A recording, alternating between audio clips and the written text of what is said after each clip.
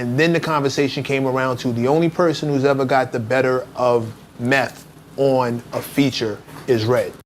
Red's the only person who's ever rhymed next to Meth and like edged them out. And that's because me and Decade did a lot of records together.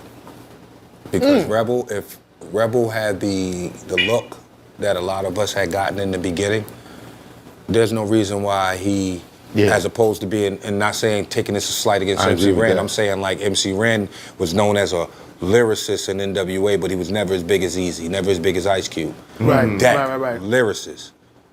Off top, we know how raw that is, but you got Ray, Ghost, Jizza, RZA. Right. He just got lost in the shuffle. If he would have got on some of those big records with some of these other artists, but we had a strict outlook on things. We're not gonna lend any of this money out to other people. Some people listened, others didn't. Myself included. I went and did The What with Biggie. I snuck and did that. You know what I'm saying? I went and did How High with Redman. I was supposed to get another single off of my album, which I didn't get because I did the How High record. You know what I mean? And but I mean that shit went platinum on the soundtrack. So. Did you record The What in the studio with Biggie? Yeah. Tracy came and picked me up from my crib. 66 Benjamin Drive.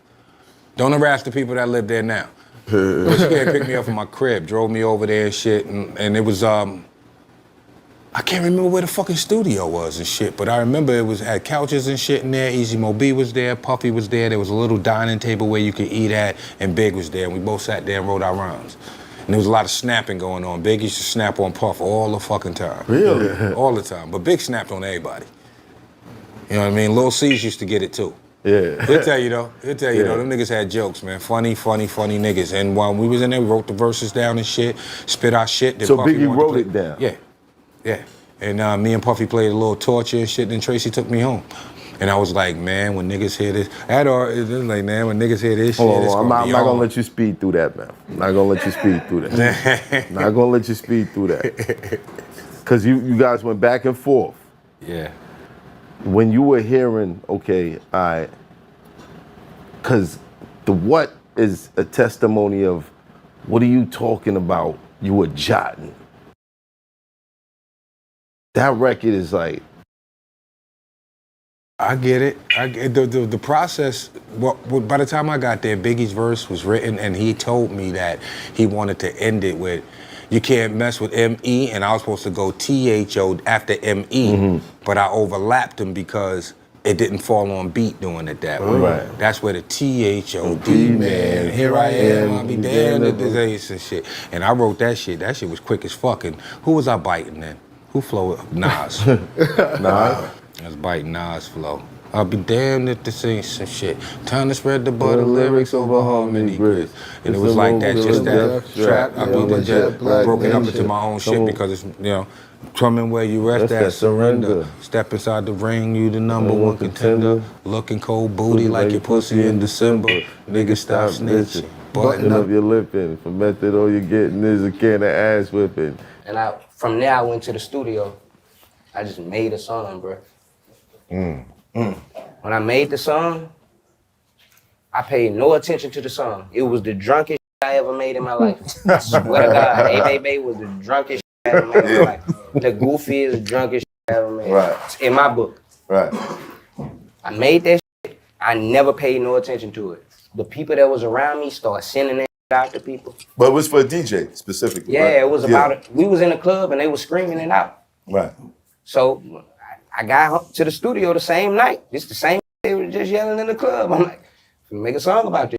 Right. I just was freestyling, bro. I swear to God, like, I'm about to make a song about this. Amen. Sent that shit out, and every DJ in the world started playing it. Wow. Like, immediately. Was like, you tight?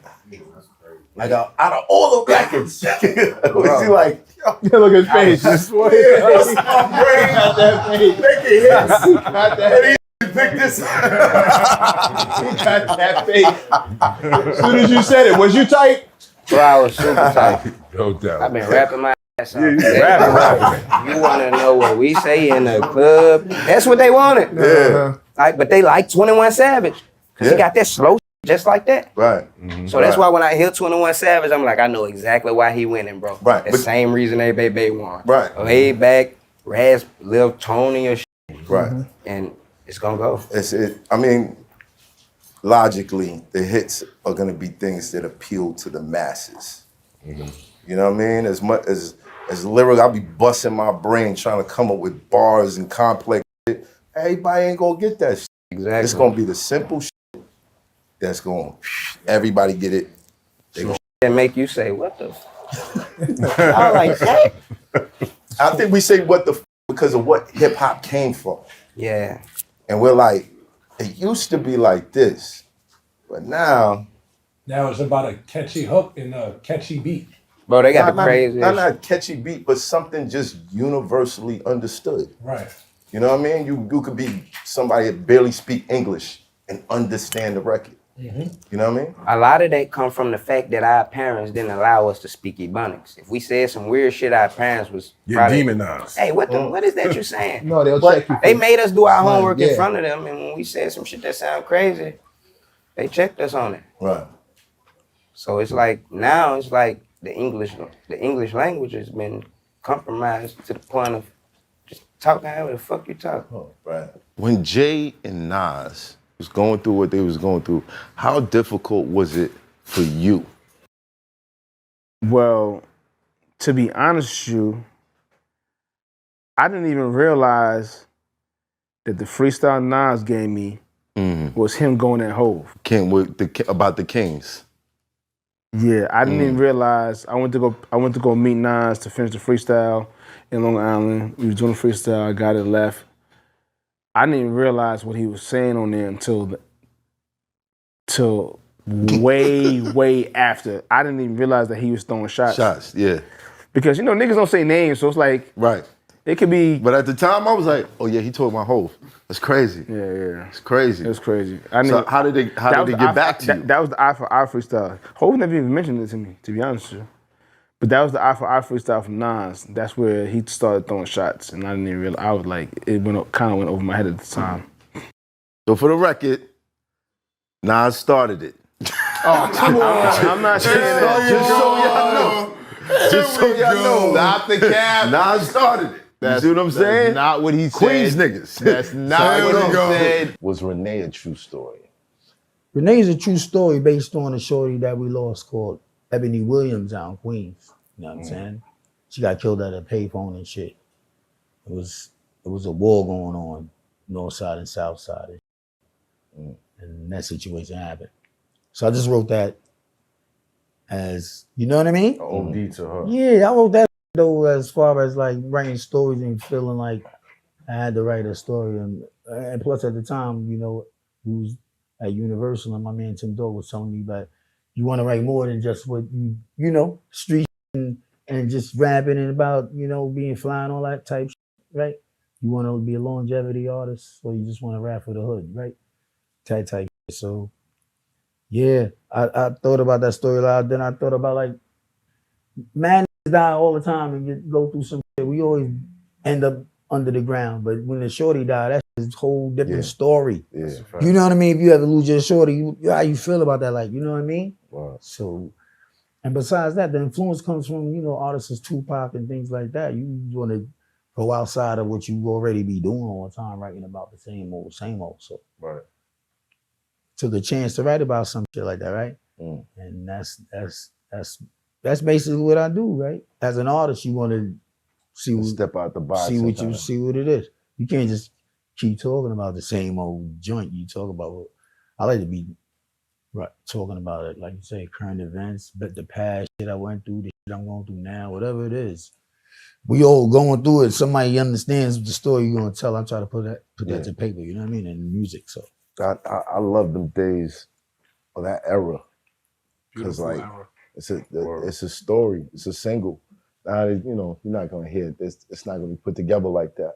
No doubt, man. But you know what I mean? Like when people were giving you like the creativity and just something different, something that wasn't just a club record, something that wasn't just some this some shit that we gonna spin, bitches shaking their ass and all that shit. Like yeah, the aim as an artist is to write more than just that record. You know what I mean? You want to touch them here. You want to, man, when you grow up to good music, you want to make good music. That's what I say. You know what I'm saying? When you grow up to listening to like Luther Vandross and the Whispers and things like that, as a rapper, you want to not just, you know what I mean, say it all R&B-ish, but you want to be flowing and be comfortable and make tunes.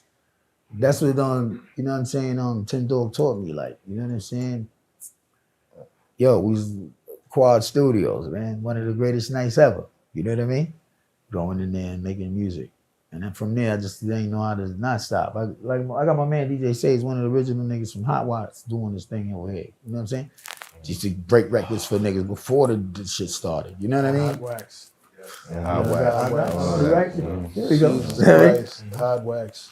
Did she ever spit to you any songs in the making that later Ended up became, on the Miseducation. on because you know I had a debate with some people in the room about you know, how much writing she does. You know what I'm saying? So What you mean, that she didn't write those? yeah, people were saying No, she writes there those. was a lot of She people writes that was writing. No.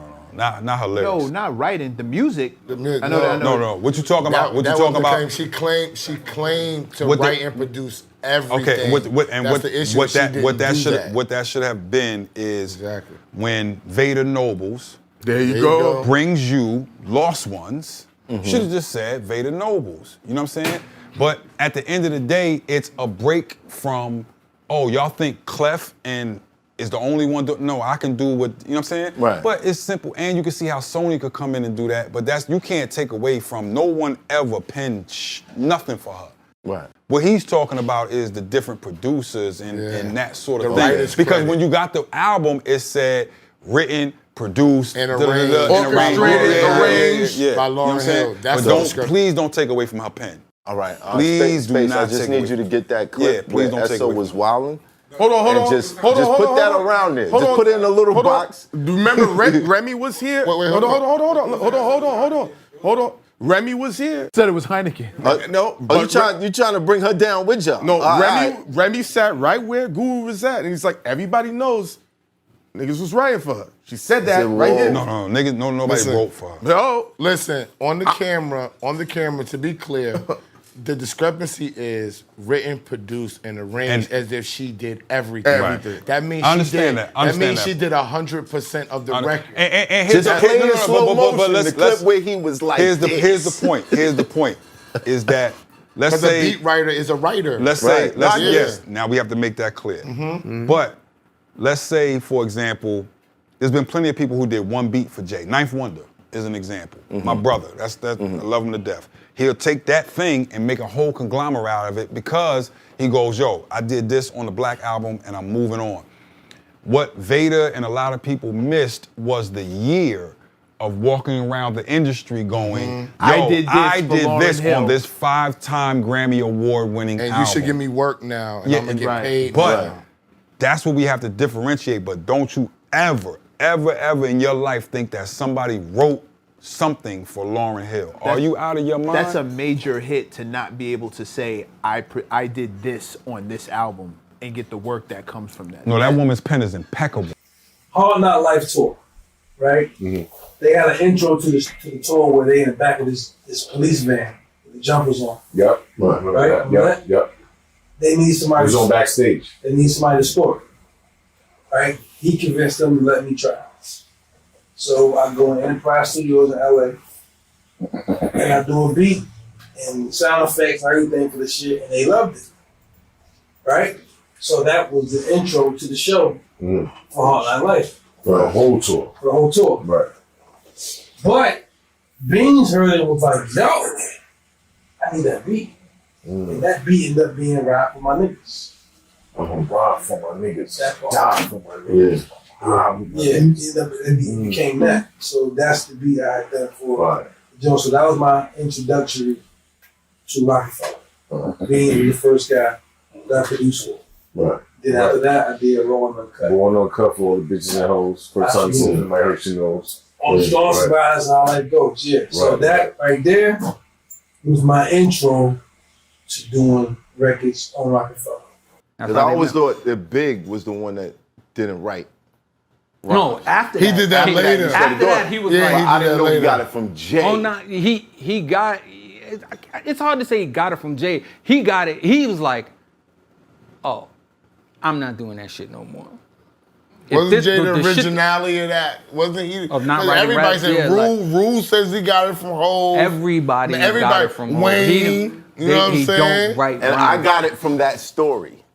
Cause Jay's saying I go in the booth and be don't like, write rhymes cause they got stories of Irv Gotti saying he gave Jay beats and Jay showed up and just spit the rhyme and never wrote. He called him, he's driving there, he comes in, lays the rhyme and leaves. That's some legendary shit that I heard. I wasn't there for. Word. So They if said any that- rapper they that does said that, occurred. I think his genius of Jay-Z, if he did write rhymes, it would never come out good. Oh no. No. He used to when write he rhymes? did when he did write rhymes, them shit was craziness. They was craziness. Was it better? Was it better when he wrote them versus? no, That's where I'm coming I guarantee from. you, Blueprint 2. Some of those joints was written. None of them. You know this for a fact. None of them. None. He of don't write rhymes. Dog, How? he's the pen that don't write. He don't write rhymes, huh? He's a pen that He don't write. Dog, every time he wrote for someone else, he didn't write it. Like every time, the reason why I think Jay and Sauce Money are the best ghostwriters is because they're the only two ghostwriters that became their subject. What you mean? So like when you heard the Still shit a that DR, Puff yeah. would say that Sauce wrote, Puff was writing from Sauce. I mean Sauce was writing from Puff. Puff, right. You know what I'm saying? He was like, he wasn't writing a rhyme and saying, here, just go ahead and say it. You know what I'm saying? Right, as if I wasn't himself in the shit. when you As hear, if I'm Puff like, Daddy, no, still think Drake. about this. When you hear what you gonna do, wanna be ballish, cause you go, yeah, that's Jada. You automatically be like, yeah, that's Jada writing Jada. When you hear Still Dre, you don't go, that's Hov. You're Hov. like, that's Dre. Black Like, how the ass. fuck did that happen? But Dre gave him the but Dre said he gave him the rap. Kind of felt like Some of you who understand that the bars were too good, Right. yes, but it still felt like him. the flow of it. Right, it But felt like What Dr. Dre would say Yeah. if Dre could rap, that's Right. what it sounds like. right. Like when you heard I'll Be Missing You, like I literally had to call Sauce and be like, Sauce, like you became Puff. He was like, Right. that's how you gotta write. And I was like, all right, I'm dead. It is. I ain't got bang. nothing. That's how you gotta write. He was It like, is. if you're gonna write with somebody, like when you hear Out of the World Like Mars, when I spit these bars, come fuck with these niggas up in luxury cars. I'm like, damn, Sauce, you really became Puff Daddy. Like, because he would say Ghetto that Boys. if he could rap. Ghetto Boys, in case you don't know. When does the rapping start? The rapping really kind of started. Rapping always been in the hood. Like we used to be freestyling on the block because we be bored, we doing wild shit. And I remember on like 06, 07, I was running from police one time. Running from police, I ran in my son crib. And he had the studio downstairs. So I'm like, you feel me? I'm chilling. I'm like, yo, I ain't got nowhere to go right now. Police looking for me. I'm in the crib. These got the studio in like the foam cups. This back in the days, they had like the foam cups and the Fruity Loops up. So they doing wild gangbanging music and shit. You know? Right. I'm like, yeah, So every time I was bored, I just fuck around. I did one song with them. It's like, yo, you really need to do something. I'm like, all right, it's wilding now. God, ain't no rapper. I was like, I was the front line. What was your one song like? That first song. My first song. I remember that, Bobby. I was 12. My first song was. I went from. He said. I went from sucking titties to sucking my. I went from things holding the grit. Nav, who I be, CEOs, Little G, Chewy Chew, what set you claim, bang bang, HB, killing gang. I was wild on that. Yeah.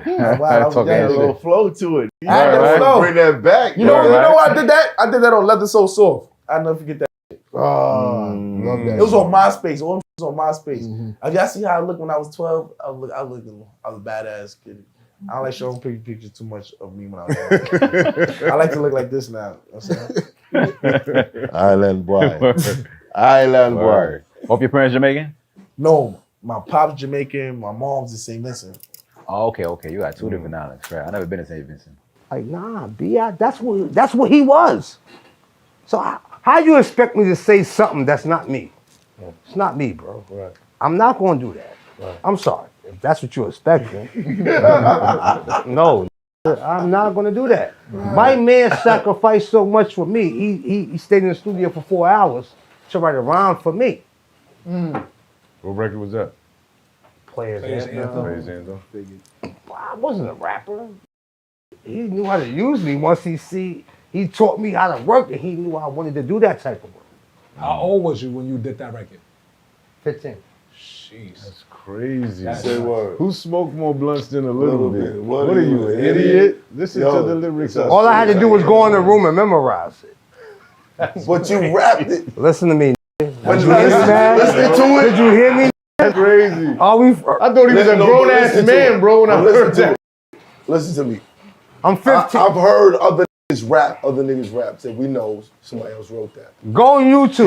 Hearing Lil C. The reference is on there. Biggie saying. But hearing Lil C's, I never thought that you wasn't a rapper. You dig what I'm saying? Word. You Certain did it things you hear effortlessly, bro. It's just it sound like you're Effortlessly. reading. You know what I mean? Facts. Like Facts. even you know, shout out to Love, but even Puff to a certain extent. When He the ain't deliver delivery all the wasn't time. always there. He ain't deliver all the time, and I'm Right, not afraid you to know say what I that to him. That's my brother too. But from the rip, He first ain't time I heard deliver all Lil the time. C's, Yeah. I was like, He yeah, this ain't is deliver all rap. the time, but he was Puff. Right. His power Yeah. make him It deliver. was different, yeah. But You know what I'm hearing saying? you for the first time, But he made me bro. feel comfortable about doing that. You get what I'm saying? Right. So I ain't look at him no way. Right. The way he'll take raps, I took it. Right. But I'm taking shit from the best rapper ever. Didn't is that. So you know, imagine me sitting in the room 15 years old and the biggest rapper, the best rapper in the world is writing my rhyme for me right there. And I could go get high, I could go do shit. And the biggest rapper is sitting up there taking out his time out, his life, his situation to write me some raps to benefit me. That's fine. That's What about Crush on selfless. You? What about Crush on You? You wrote that too? Chills. Yeah, but we're talking about something else. You're not going. You might. But what I'm saying, understand what I'm saying though. Like, you know, like I wasn't afraid of my honesty. You know what I'm saying? Like, I'm a kid, bro. I didn't know that. Right. You know, but performing with him for 2 years before we ever came out with an album as a group, he taught me how to, you know, hold him down and hype man. And so he was actually just like He was grooming you.